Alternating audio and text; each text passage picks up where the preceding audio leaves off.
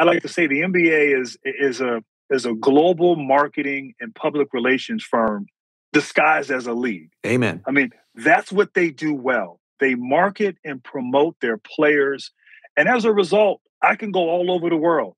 I had my Michael Jackson moment back in the 90s in Manila, the Philippines, and literally thousands of people waiting at my hotel, and all because of my association with that brand, with the NBA.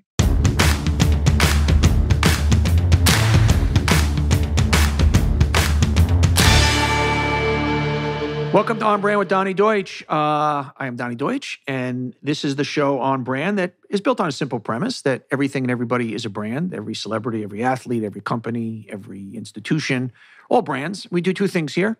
We interview a big personality about their own personal brand. Today, it's one of the great NBA players of all time, Grant Hill, who is, of course, one of the top announcers now. Brilliant guy, brilliant player. Really thoughtful. We're going to have a lot of fun with Grant Hill. And if you have any interest in basketball or sports or just anything, really, he's just a great guy to listen to. And we do what we call our brands of the week. And these are the brands that are kind of driving the zeitgeist, who's up, who's down, and who's kind of making things go. So let's get right into our brands of the week. First one, brand down, huge brand down for Truth Social. This is Trump's Twitter 2.0 since he got thrown off of Twitter. And, where he posts all his tweets or whatever you call them on Truth Social. And it's basically crumbling. No surprise here. We've documented many times that his businesses, Trump's businesses that have failed. And this is going to be the newest one. 6 months after his high-profile launch, basically it's facing major financial challenges. His traffic remains puny. The company that is scheduled to acquire it expresses fear that its legal troubles could lead to a decline in its popularity. Stock prices plunged 75% since its March peak. In reporting a filing last week, it lost $6.5 million in the first half of the year. Its financial base has started to crumble, on and on and on. This thing is a disaster, like just about everything else that Donald Trump touches. Brand down for the state of Texas. There you go. This is a really nice one. Texans who perform abortions now face up to life in prison, $100,000 fine. Performing an abortion is now obviously a felony, punishable by up to life in prison after its trigger laws. There you go. The statute also says the Attorney General shall seek a civil penalty of not less than $100,000. So if you're somebody that's performing an abortion, let's say a 13-year-old girl is raped by her uncle, and they come to you and you perform an abortion to help this poor little girl, you could go to jail for life. And just like Louisiana, let's also get a brand down. This is another thing where this Roe v. Wade, the collateral damage of the overturning of it. A woman carrying a fetus without a skull had to go to another state because she couldn't get an abortion in Louisiana. She was the birth defective. The baby would not survive. So she found out 10 weeks into her pregnancy that the unborn child had a condition called acrania, where the fetus skull does not form from inside the womb.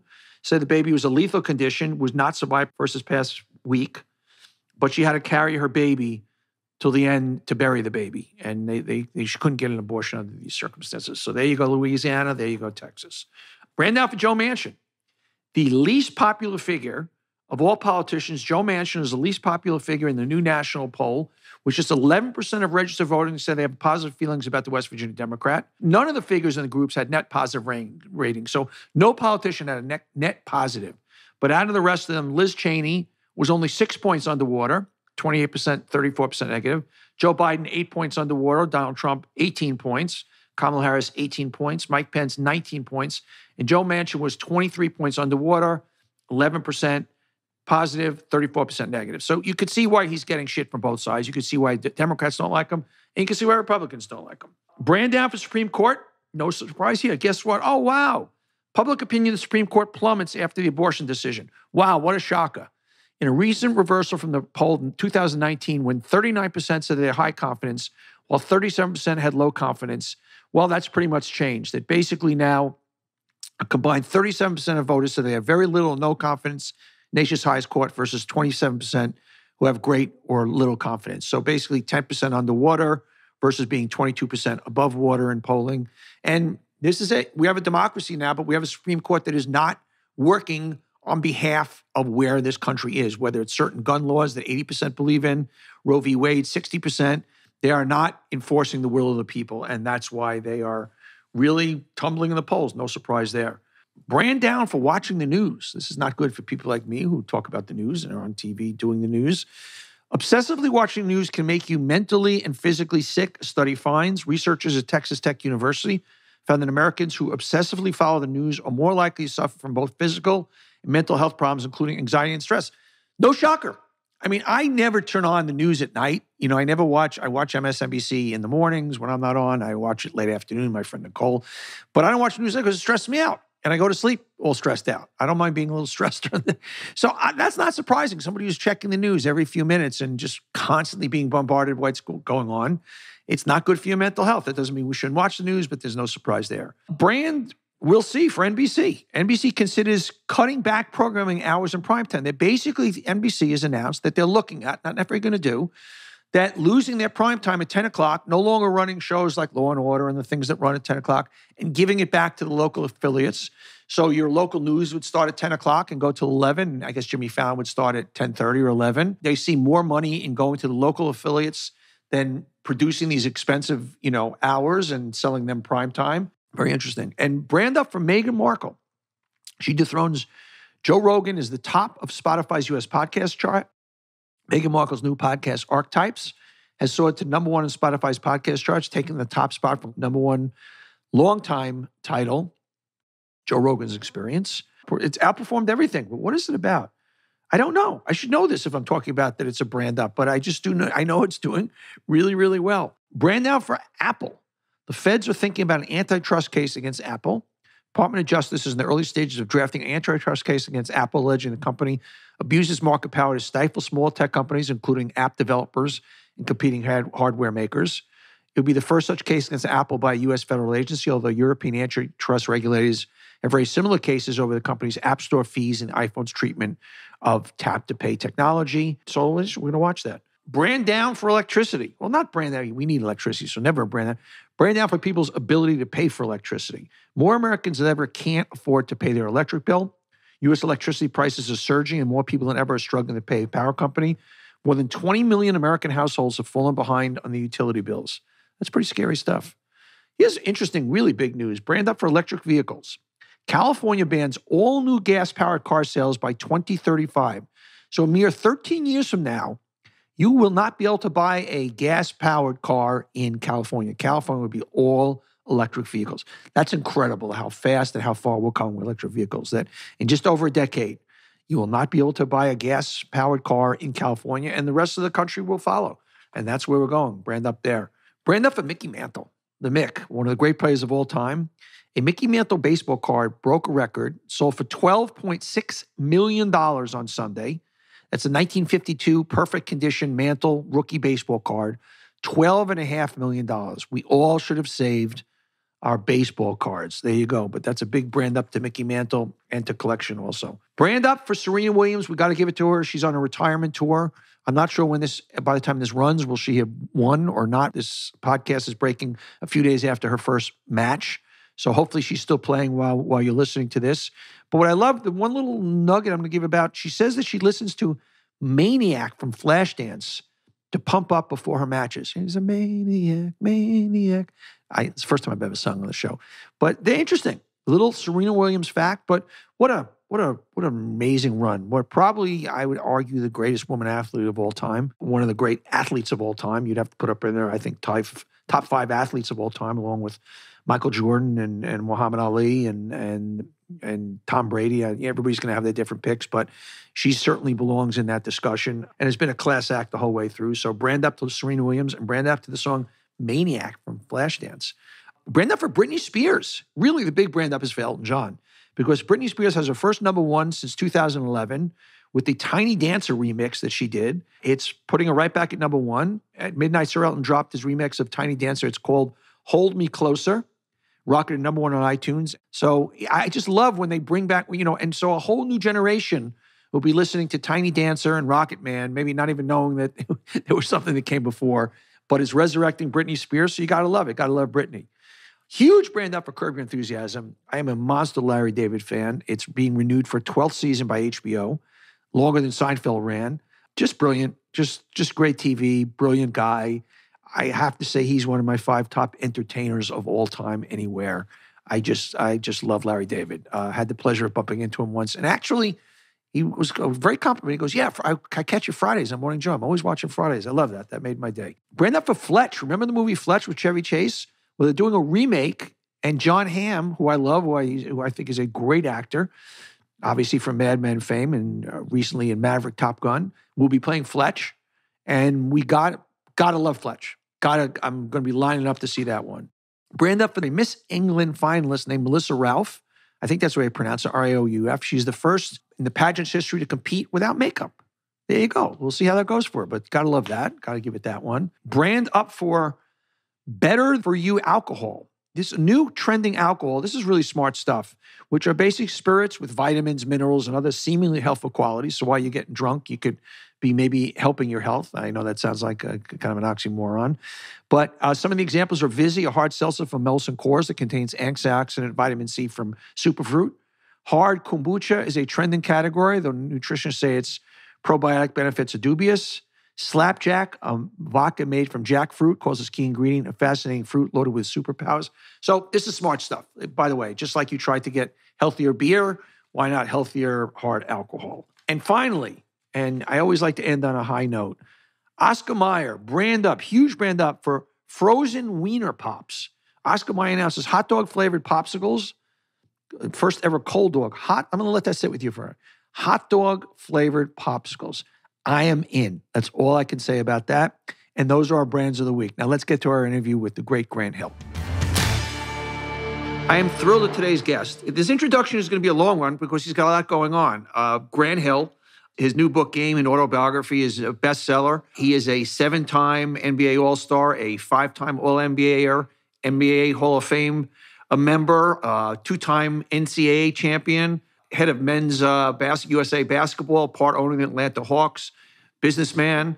Have I forgotten anything? I mean, there's a lot to get through with you, my friend.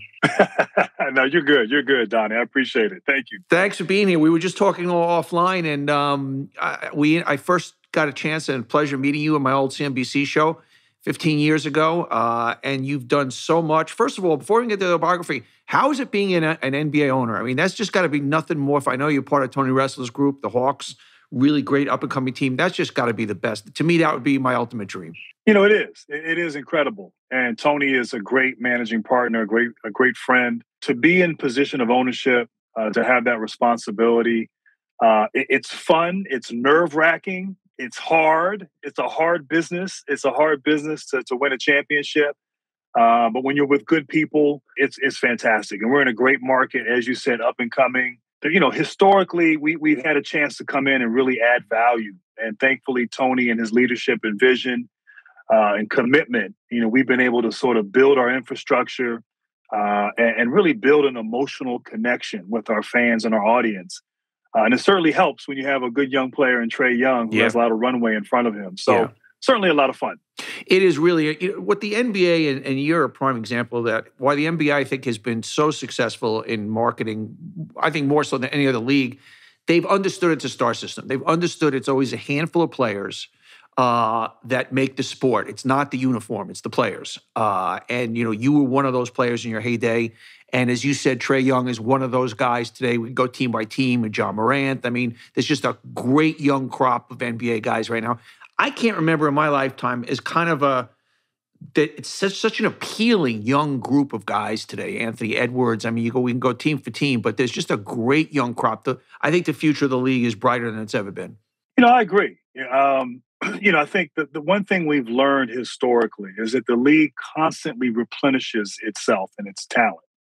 And you think about LeBron James, and obviously he's had an incredible career, still playing, has been sort of the face of the playoffs and of the finals for many, many years, at least the last decade. Sure. And this past year, he was not in the playoffs. His team, the Lakers, were unfortunate they didn't make the playoffs, and it still was exciting. There still was obviously Golden State, Stephen Curry getting back to form, but the emergence of these young guys, Trae Young and his run last year, Anthony Edwards, John Morant, the league is in good shape. The future of the league is exciting. And you said it best. The NBA, I like to say the NBA is a global marketing and public relations firm disguised as a league. Amen. I mean, that's what they do well. They market and promote their players. And as a result, I can go all over the world. I had my Michael Jackson moment back in the 90s in Manila, the Philippines, and literally thousands of people waiting at my hotel. And all because of my association with that brand, with the NBA, and the incredible work that David Stern did back in the 90s, and Adam Silver has continued with that legacy. So it is definitely all about marketing, and the future is bright, and I'm excited to be a part of it. The other thing I didn't mention in your introduction, we'll get to it later, is you are the lead part of the league announcing team for the NCAA tournament, which is just I think the most exciting sporting event there is. And I'm a sports junkie. We can go, of course, but I think that NCAA tourney over the years has evolved to it's my favorite 2 weeks in sports. It is a magical time. There's just a great energy. There's a spirit with the NCAA tournament that really, I think, captures everyone. Everyone's captivated by it. Regardless if you're a basketball fan or not, you're filling out the brackets, you're watching. There's upsets, there's buzzer beaters. It is a magical time of the year. And, I grew up, I was a fan of basketball. I became a fan of basketball watching the Final Four and watching the tournament. And seeing that as a kid and dreaming about, one day I'd love to be a part of that. And then I was fortunate to be a part of it and to win championships. And now, in middle age, which is hard for me to say, but now in middle age, now I get a chance to call the game and work with Jim Nance and Bill Raftery. Don't tell anybody, Donnie, but I would do it for free. Oh, yeah. But they actually pay me to do it. It's incredible, isn't it? It's incredible, but it is fun. And it's the best 3 weeks of the year, no question. Let's get into the book. You talk about your childhood a lot. You're only child with two only child parents. And you said there was some real loneliness attached to that.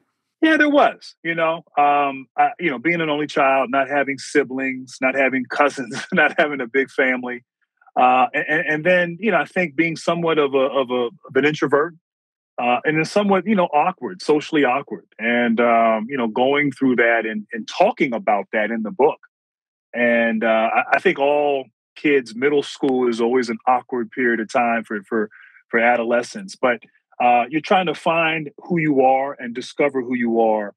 And in the book, I'm able to sort of walk the reader through that and talk about the role that basketball played and sort of finding my tribe, finding my identity, finding that thing that helps to validate and also give confidence along the way. And so being very forthcoming, being slightly vulnerable, but talking about that loneliness that was there, during my formative years. When was there a certain point that you realized, wow, this is my destiny could lead some pretty serious places in the world of basketball? Was there a particular game, a particular moment, particular age that you said, Jesus, I could end up going to a school like Duke. I could end up playing for an NBA team. I mean, do you remember that moment? Yeah, I think for me, I played varsity as a freshman, and I started, and then I came back my sophomore year. They called you fetus because you were so young, right? I mean, playing for varsity team.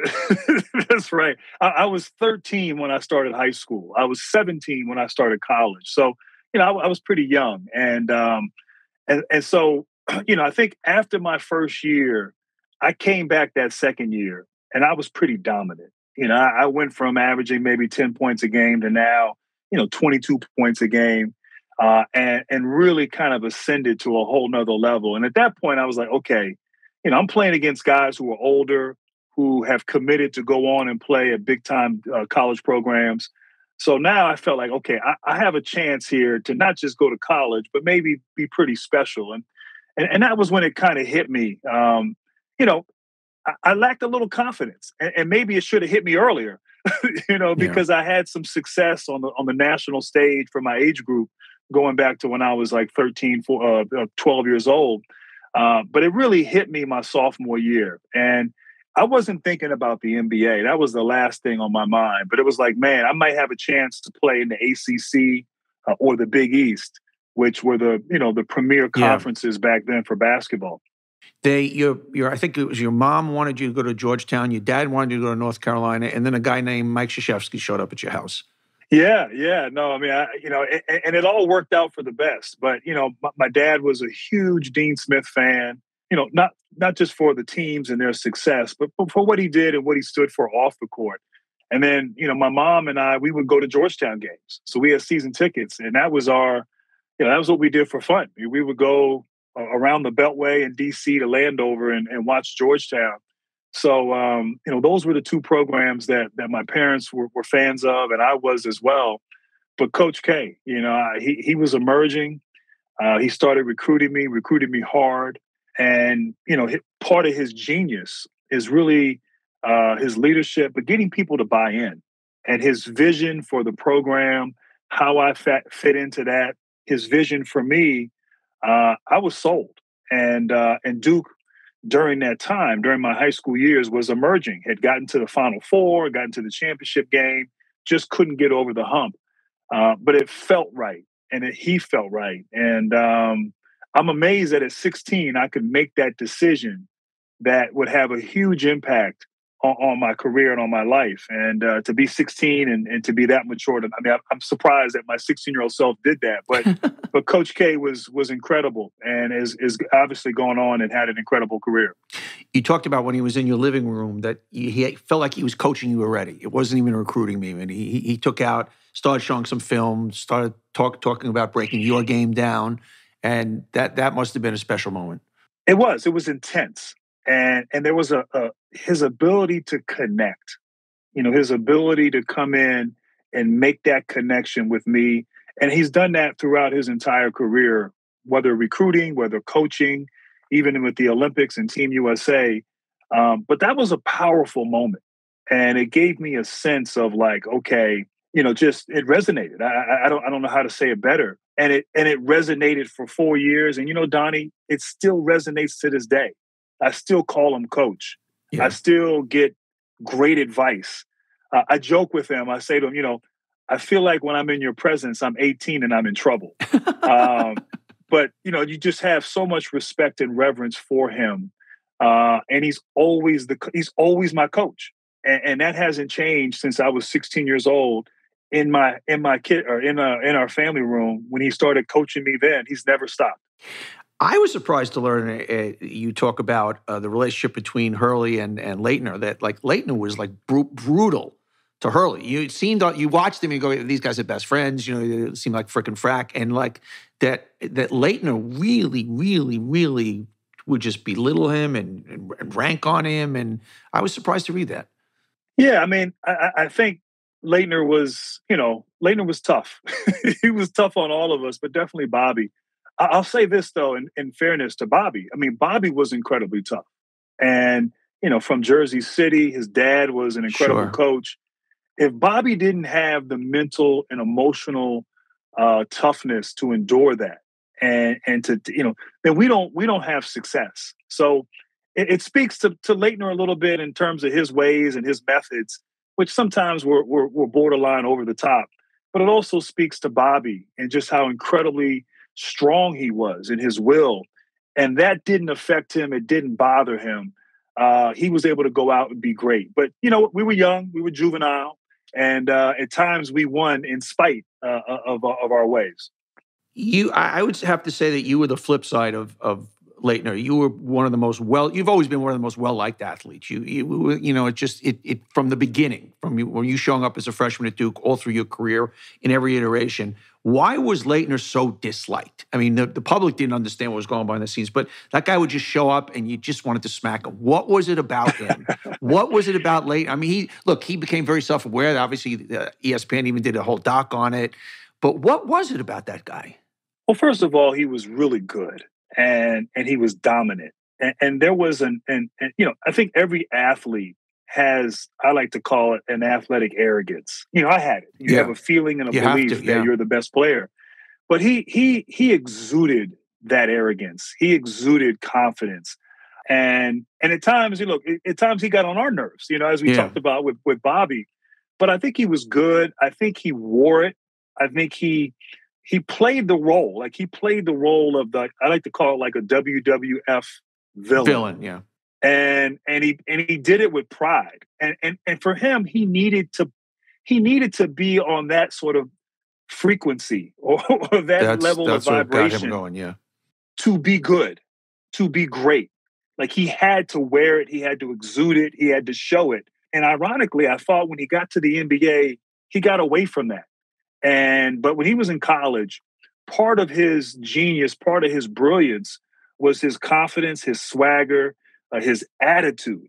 And that made him great. And we fed off of that. So, and it also deflected us from all of the hate and vitriol. He took all that on that's what and almost deflected it. And so, in spite of what's been read and said, and even what I wrote about, like I enjoyed playing with him. Like he was an intense competitor.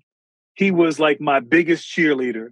He wanted to see me like do well and dominate. Like he was just a great, great teammate who sometimes would cross the line and sometimes make it difficult for even his own teammates. You've probably at every dinner party you've been through your entire life, you've had to replay this play, the play. But I got to ask you about it. Your, Duke-Kentucky game probably goes down as the greatest college basketball game, if not one of the, certainly the greatest. You throw a full-length court pass. Take me inside your mind as that play is enveloped. Was that a play that was called? Was that you just chucked? I mean, take me to the moment. You stand in the baseline. Pitino, for whatever reason, decides not to put somebody in front of you, and that's been second-guessed ever since then. And take me back to that play. Yeah, no, just an incredible moment. First of all, we never practiced that particular play, but we would practice everyday baseball passes. And we did it every day as part of our warm-up. We would do these two-man drills. Wow. And we would end them with baseball passes to your partner. So that pass was worked on. It wasn't something that, I'd never done before, never done it in a game, but had done it in practice every day. And that moment, I mean, it speaks to a lot of things that happened I thought were incredible. First of all, Coach K, we were in this tough game. Sean Woods from Kentucky hits that shot with 2.1 seconds left, and he calls a timeout. And Coach K meets us out on the floor. So he comes to us as we're coming to the bench. And his body language, his demeanor, and what he said was almost like he was there to give us strength and give us confidence. And, it was pretty simple what he said. He asked me, Grant, can you make the pass? And I said, I can make the pass. And so in that situation, he didn't tell me, or he didn't say, Grant, you do this. He asked me. And I said, yes, I can make the pass. And so almost in a way, I'm taking ownership for what I have to do. Wow. And I'm saying it. The group is hearing it. And there's something powerful about that. And then he, of course, asked Christian, can you make the shot? And Christian, who hadn't missed a shot the whole game, said, if Grant makes the pass, I'll make the shot. And so now I'm like, well, now I'm a little nervous, because now I got to come through. But it was just I think, a brilliant display of leadership in him asking us as opposed to telling us. And when I left that huddle, I felt like we were going to win. I felt like, I went from the feeling of dejection, feeling that, oh man, this season is over, to now feeling like we're going to win. And thankfully, incredible. As you said, Pitino had nobody on the ball, and I was able to deliver a great pass, and Christian caught it and made a move and hit, an iconic shot that still resonates 30 years later. But it was just to be a part of that, to think I was 19, we were kids, we were caught in the moment. I still get nervous when I see the highlights. Like my hands get nervous, knowing the result, but it was just a magical moment, and I'm grateful to have been a part of it. That's amazing that Krzyzewski didn't say, okay, make the pass, can you make the pass, and gave you the ownership that way. I mean, that's a really inspiring anecdote. So let's talk NBA. You basically had two careers in the NBA. You had pre-ankle injury, post-ankle injury. You've talked a lot about that and how the injuries has defined you and has been a big part of your life. Most people don't even know.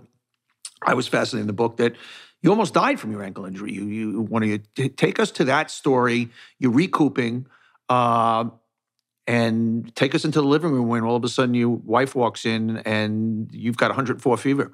Yeah, no, it was a scary moment. And, I had had a number of surgeries. I think that was my fourth ankle surgery in 3 years.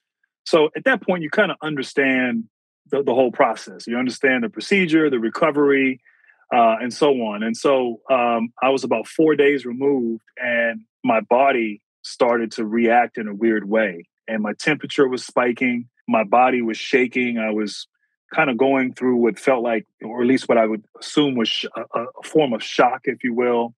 And my wife rushed me to the hospital, and lo and behold, I was, sepsis. I was, I was close to dying. And I remember my body, my arms, my legs were shaking uncontrollably.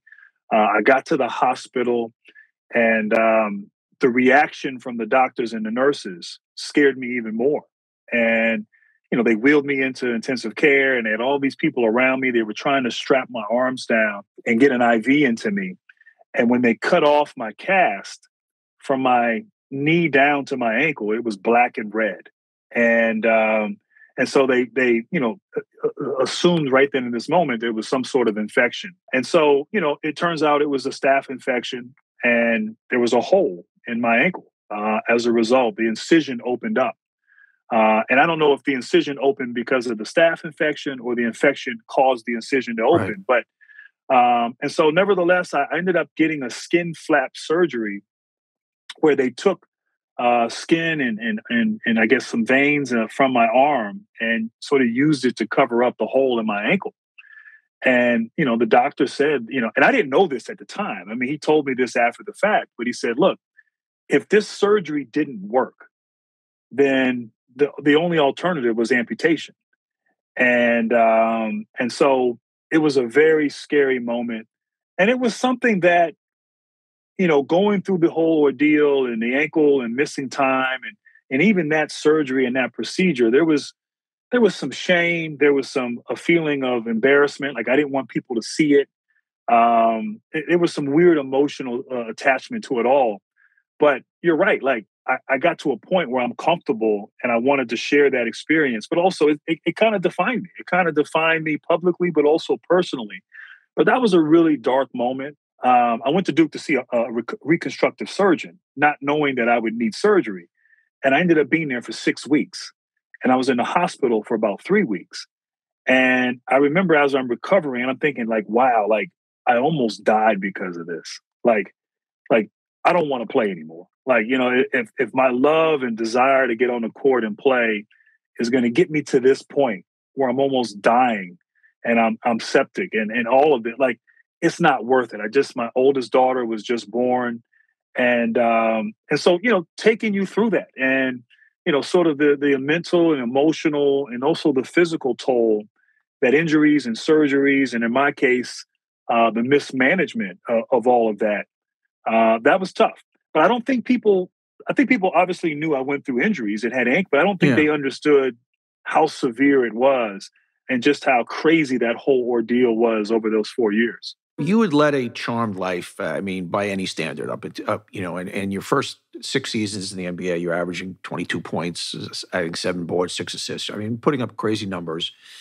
And the first time you get injured, I always wonder, because I'm a fan and I watch and I see the pain. I don't even mean the physical pain. The when somebody realizes, oh my God, I might be losing a year of my career, or I might never be this good again. How do you? Because we all go through those moments in life. Yours are more pronounced and more public and so acute. How do you kind of get over? How do you rally yourself when you go, fuck, I'm gonna take this is gonna be 6 months of therapy, and I don't know if I'm gonna be able to play again. I don't know if I'm gonna be this good again. And what's the motive? What's the tools you use to get yourself over that hump? As I was writing this book, and you go back and live in certain moments of your life, and in that particular moment, I asked myself, like, how did I get through that?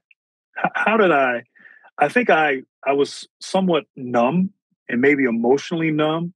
I think I suppressed a lot of that.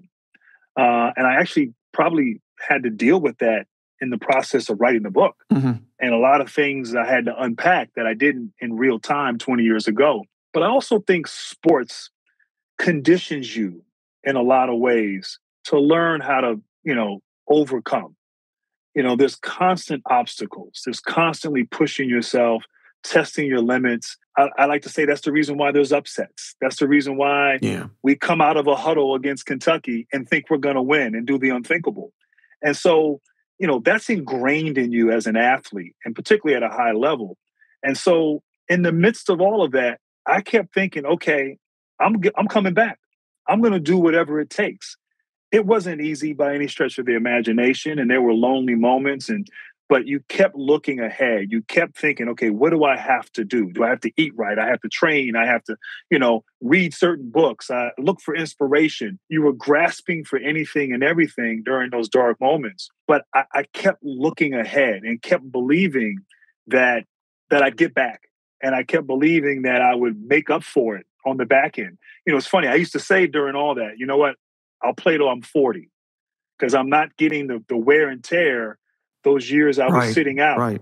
So I'm going to make up for it. And you did. And play till I was 40. And what's funny is my last year in the NBA with the Clippers, I turned 40. October 5th was my birthday.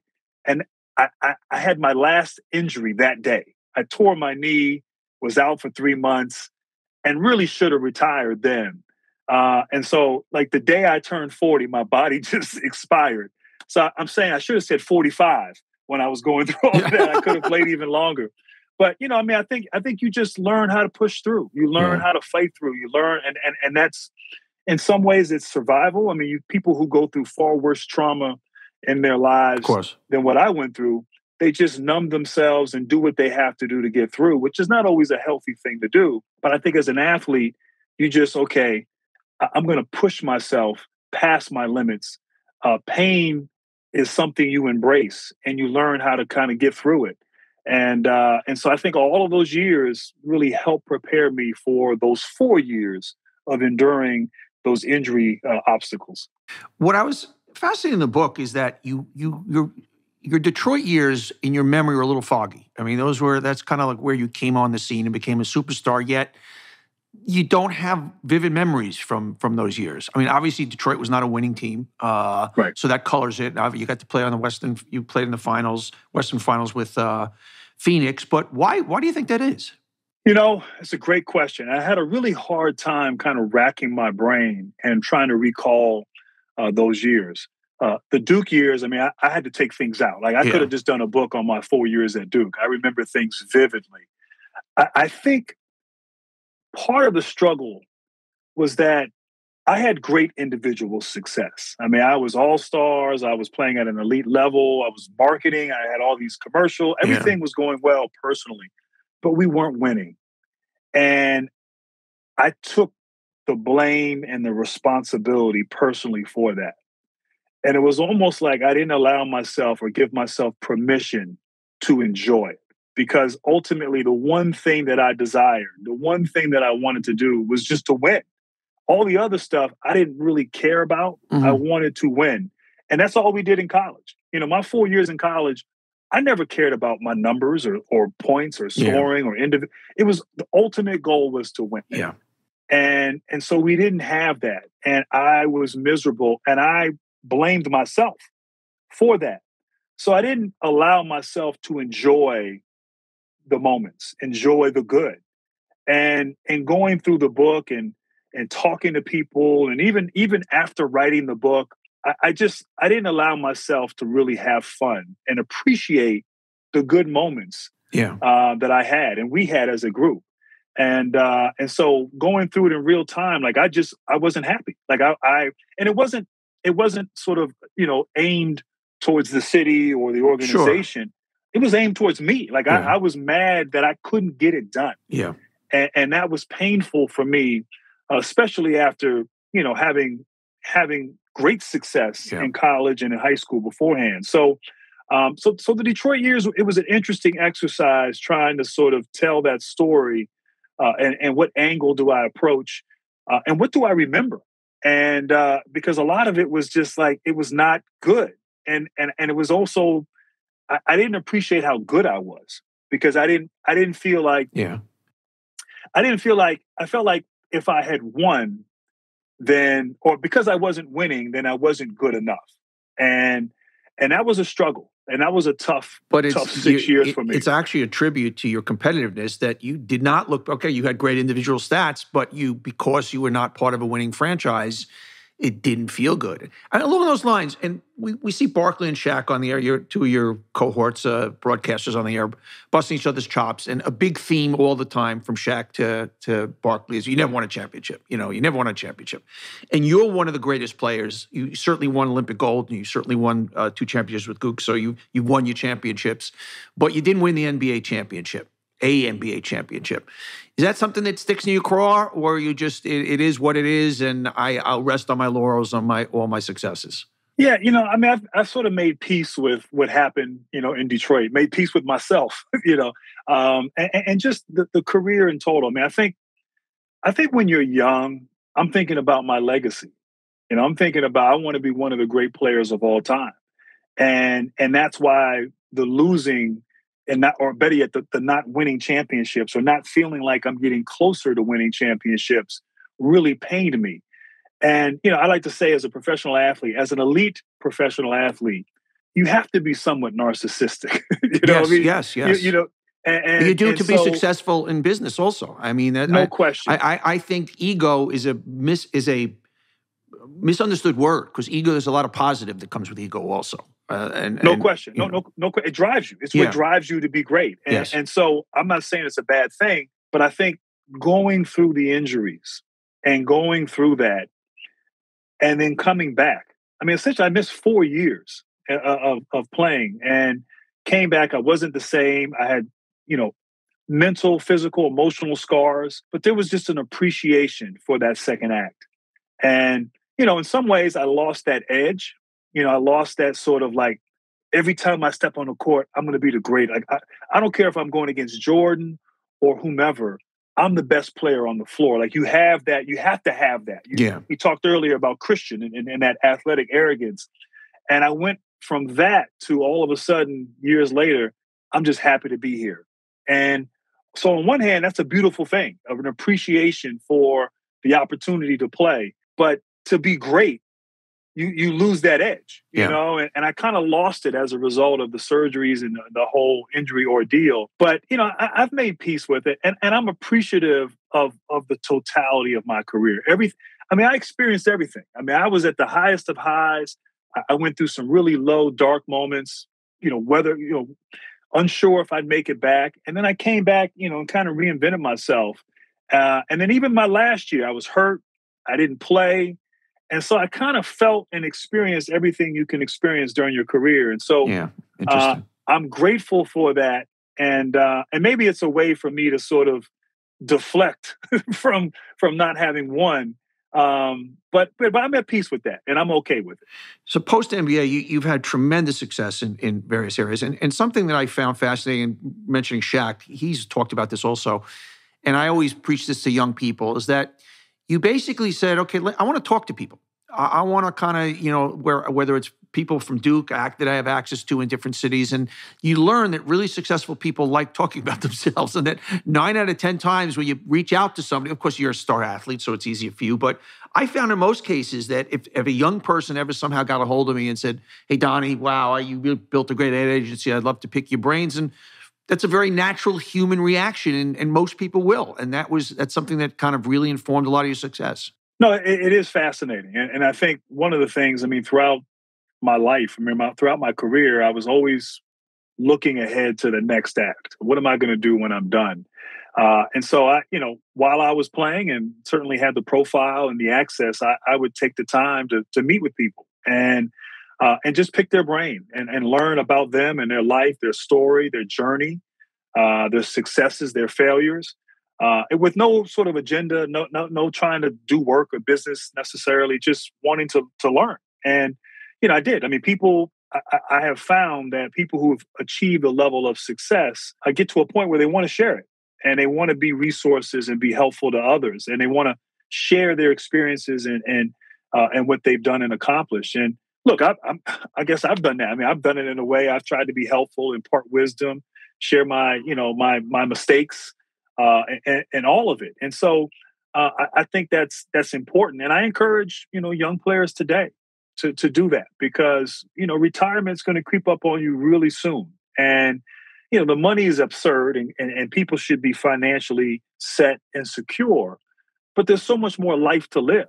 Yeah. If you're fortunate to play till you're 40, well, when you're 40, you're just getting it started, and there's so many things you want to do and be exposed to, and the sacrifice that was necessary to be great in your sport.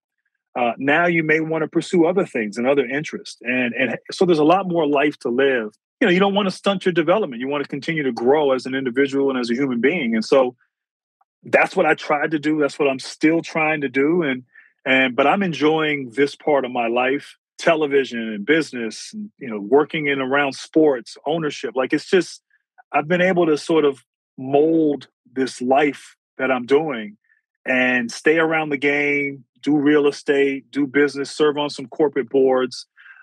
Is really edifying, like stimulating. If I knew retirement was this much fun, I would have done it sooner, because well, I'm having you're a blast. anything but retired.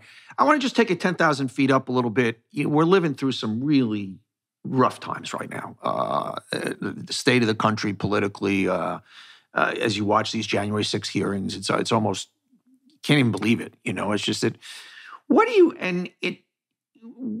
don't, I don't think we hear enough from athletes today taking stands on some of the things that are going on. I mean, just Roe v. Wade going backwards, and a lot of the things that are happening that you kind of shake your head and go, it's not supposed to be going in this direction. And I'm just wondering what you always saw your place when it came to issues. We just, as we're recording this, the great Bill Russell passed away, and Bill was one of the early athletes that took stands on issues, particularly issues as it related to African Americans. And I'm just curious, your take on what you think an athlete's role is. I mean, I guess it's kind of a dumb question because it's such an individual choice.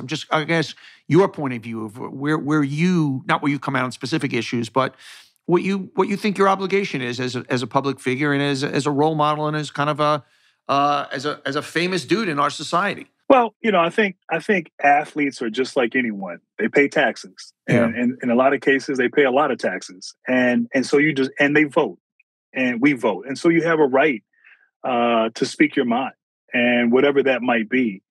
And there have been people who, as we know, who've criticized that, who don't like the idea of athletes being outspoken.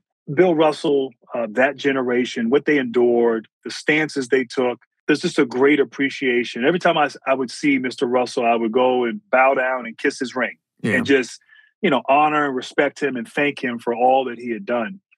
My generation in the 90s, we didn't, it's an interesting time. Like, there wasn't, there were in the 90s, as you said that out loud, I'm thinking there didn't seem to be a real moral imperative about any particular issue. It was a weird kind of gliding time, if you will. It wasn't the 60s. It wasn't the 70s. It wasn't the early 2000s. It was a weird decade. And it felt like there was a feeling of progress, like we were moving forward as a country in some respects. I also think, I look at today's generation of athletes, they get it. And they are comfortable speaking out, using their platform. I also think social media and the digital age that we're in plays a role in that. Because now there's the access to information. And so if I were playing in Detroit in the 90s and something happened in Toledo, Ohio, it's not guaranteed that I'm going to know about it, or it's going to be harder for me to find or learn about what happened. Now, everything happens. You can share and exchange information. You're more aware. And then you have a generation of people, and this is just in general, not just athletes, but social media. Everybody's on. Everybody now has a direct line to the world. It used to be you had to write an op-ed or you had to sit down for an interview. Yeah, you just pick up your phone now, Now you pick up your phone and you can say whatever. And so it's empowered people, and particularly athletes. So this generation on a number of issues, I think are more than willing and feel comfortable speaking out. And I think there are those who are uncomfortable with athletes doing that. But I think it's a beautiful thing. We're all taxpayers. We're American citizens, and we earn that right. It's a great way of putting it. It's a great way of putting it. All right, final question. You've been really generous with your time, and I ask everybody this question because the whole premise of this podcast is that kind of everybody and everything today is a brand. So what's the Grant Hill brand? It's funny. I'll say this, and I think I put it in the book. Before my rookie year, my handler said, "You have an opportunity to be a brand." And I didn't quite understand what that meant. Now I knew what a brand was, Sure. but I didn't equate a brand to being an individual. I thought McDonald's and Nike, Of course, those were brands. And so now everybody, as you said, thinks of themselves or is worried about, I think everyone is aware that that they're a brand. So anyway, to answer your question, I would hope that it's substance, it's integrity, it's excellence, it's intelligence, not perfection, because none of us are. But those are things that I've tried to live by. I've tried to embody, and I'm hopeful that that's what resonates with those out there. And I don't always get it right. I don't always make the right decision, but I think it comes from a pure place, and I've tried to live my life, adhering to those principles. So I don't know if that is consistent with what you think about the brand. I think it's right on. That's what I've tried to do. I think you are one of those transcendent athletes that you just, beyond your excellence at your craft, you always exuded a decent humanity. There was just something like, look, when you're watching guys on TV and you watch it, like you know them, but you don't know them, of course. But something about you had always translated to a tremendous place of integrity and decency. And I think that's followed you throughout your career and throughout your stardom. So I want to thank you. It's been 15 years since we chatted. Let's make sure it doesn't happen another 15 because we're getting too fucking old, my friend, The book is Game and Autobiography. It's a great read. You got another month to the summer. I can't say it enough to anybody. Go out, get it. It's going to be worth your read. It really is. Thank you, my friend. Thank you, Donny, and thank you for those kind words as well. I appreciate you. Thank you. You stay well to you and your family, okay? All right. You too. Thank you. Hope you enjoyed listening to On Brand with Donny Deutsch. Remember to rate, review, and subscribe anywhere you get podcasts. And also, you can watch on YouTube, download our videos, and also subscribe, and also give us your reviews there. Have a great week. We'll see you next week on Brand. Thank you. Everybody, thanks for watching. If you like it, hit that subscribe button. And we love having you here watching On Brand. And just don't miss any future episodes. So don't forget to hit that subscribe button. We'll see you next time.